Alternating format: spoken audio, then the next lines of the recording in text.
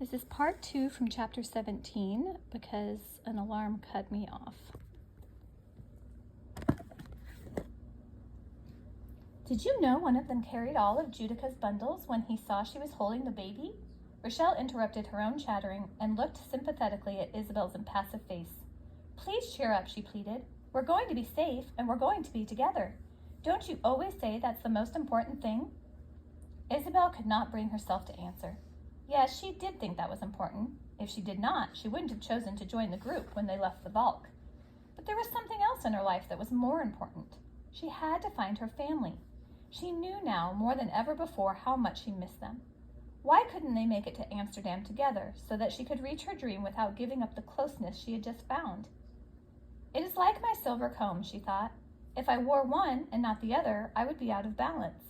Maybe having no dream at all would be better than never being able to make it come true. Isabel barely noticed when the longboats returned to shore, but when the captain of the ship began to address the group, she looked in his direction.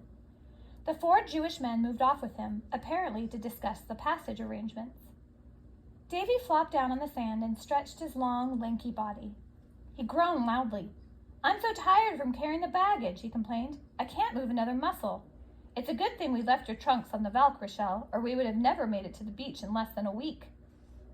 Isabel tried not to listen as Davy and Rochelle argued about which items a person needed and which were unnecessary. Why did they always bicker about such unimportant things? She looked toward the ocean and stared fixedly at the French ship riding gracefully at anchor. A change in Davy's tone caught her attention. I am relieved to be saved from the Inquisition, but I don't like the looks of this Captain Jacques de la Motte, he was saying in a loud whisper. Doesn't he have shifty eyes? See how he averts them when he talks to Papa and the others? Isabel noticed the captain was dressed in clothes that seemed too elegant for his post on ship. His boots were made of soft leather and gleamed in the sun. How had he managed to keep them dry?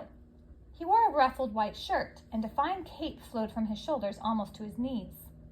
The captain cut a lean figure. The bones above his eyes and his cheeks protruded, giving his face a harsh, weathered look. She focused now on the captain's eyes. Davy was correct. His glance darted back and forth, from the ground to the trees in the distance. Not once did he look forthrightly at anyone. It was as if his eyes might give away some private secret if he allowed anyone to gaze into them. I don't think the discussion of our passage is going smoothly, Davy announced. Look at Abraham, how he shakes his head and gestures with his hands. He seems to protest. Now look at the captain's face. He is made of stone. Davy seemed to have judged the situation accurately, although Rochelle immediately began to argue. The men seemed upset, and the captain looked smug. The faces of the 4 men were grim and resigned. Isabel exchanged a look of silent understanding with Davy as he stood up and headed to the group of adults to hear what had happened. Rochelle tagged along. You're wrong, Davy. Why don't you admit it for once? Papa's worked everything out, and we're going to get away from here. Who cares what the captain's eyes look like? I thought Rochelle had changed, Isabel mused. In some ways she has, but not when it comes to Davy. There she goes, nattering away at him like a monkey, telling him he's completely wrong. Of course, he can be just as stubborn, but he seems to have a better understanding of people. Maria would say he was simpatico. I think you would like Davy, Maria, she communicated mentally. I wish you could know him. Davy and Rochelle did not return before it was time to load the longboats and board the St. Catherine. Isabel picked up as many bundles as she could carry and was rowed to the ship with David Israel Faro, his wife Matilda, and their 4 children. David looked serious and preoccupied, staring out across the ocean. Matilda had a wide smile pressed on her face. Whether out of satisfaction at getting underway or to hide her own anxiety, Isabel was not sure. Marcella and Gracia sat politely, holding hands, while the older boys sat stiff and straight, looking at no one. Isabel was glad to be in their company, away from Rochelle's nervous chattering. Once on deck, however, Isabel felt drawn to the levees. She realized with a mixture of comfort and trepidation that she had come to think of that family as her own. Rochelle wasted no time complaining about things. I can't believe we have to leave more trunks behind. Mama says the captain would not take all of us and all our trunks too. He swears he has a full hold and a large group of passengers already. He promised that another French ship will follow in just a day or 2 and that the natives will send along the rest. Do you think it's a good idea to trust those natives? What if they don't tell the next ship that we've left anything behind? Surely no one would ever know the difference. It does sound risky, Isabel agreed absently. Davy looked at Rochelle with annoyance. If we were allowed passage only by leaving some of our things behind, what could we do? My paints and brushes and all my canvases were left behind too. How am I going to replace them? It's better to leave our belongings than to be left behind ourselves. He walked away before Rochelle could argue. We are to have space with the other passengers below deck and can come up for fresh air whenever we choose, Rochelle announced. Isabel thought of her confining space on the Dutch ship as well as the imprisonment in the hold of the privateer. Which had been worse? At least when I was aboard the Valk, I was on my way to Amsterdam. Even when we were in Cuba, I had hope of finding Maria again. She looked searchingly at Rochelle. Do you think it is better to have a dream that may not come true?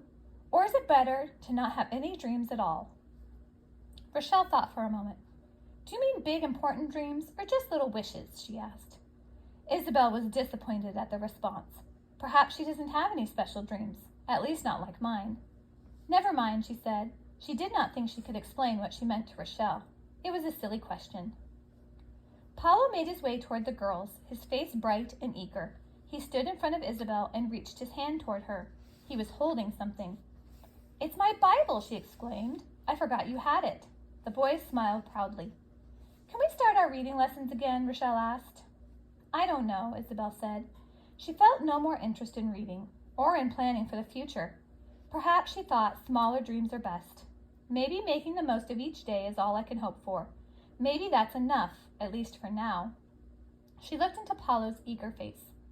All right, she agreed. We'll start tomorrow morning. The wind was brisk, the sails billowed, and the St. Catherine made good progress. The group carved out a space among the other passengers with difficulty. The ship was bigger than the Valk, but the captain had not lied. It was already crowded with colonists heading for the new land. The passengers were in such close quarters that the captain forbade any cooking below deck. Everyone was to be fed by the ship's cook. The air smelled somewhat cleaner than on the Dutch ship, and Isabel decided it was because the families were not constantly preparing food.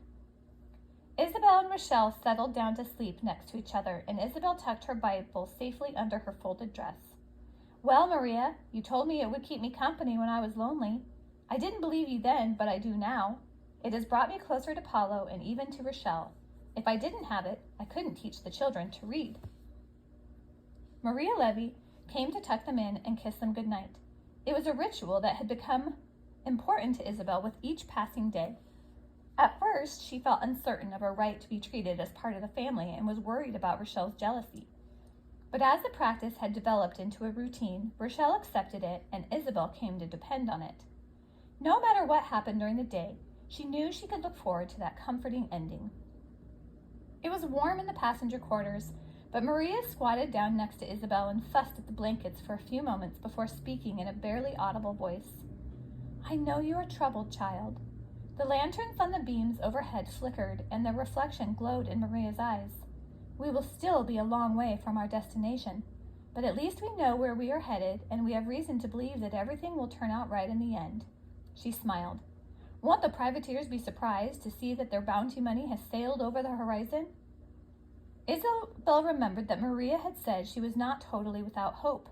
Perhaps she knows about dreams. Maria, she began softly so that Rochelle could not hear, do you think it is better to hold on to a dream that might not come true, or is it better to allow yourself no dreams at all? The woman reached for Isabel's hand and stroked it gently. Who can know for certain if a dream will come true? That uncertainty is the nature of dreams. She gave Isabel an understanding look. Some people are dreamers. Life has made them so. They have vast hopes and plans for their future, and that's what keeps them alive. Now, Davy, he's a dreamer. Maybe that's what gives him the gift of drawing things that many of us never notice. I know that is why he takes things so seriously. You see, when he suffers a setback, he thinks his dreams are shattered. I hope he's finally learning that all things that are broken can be put back together again, although they may not always be exactly the same as they were before. Rochelle, on the other hand, is not a dreamer. She takes life as it comes, and each day is an end in itself for her. But which way is better? There's only one way for each of us. Just remember that sometimes when we patch our broken dreams together, they look a little different than they did before they were broken, but they still hold fast. Isabel reached her arms around Maria and kissed her cheek.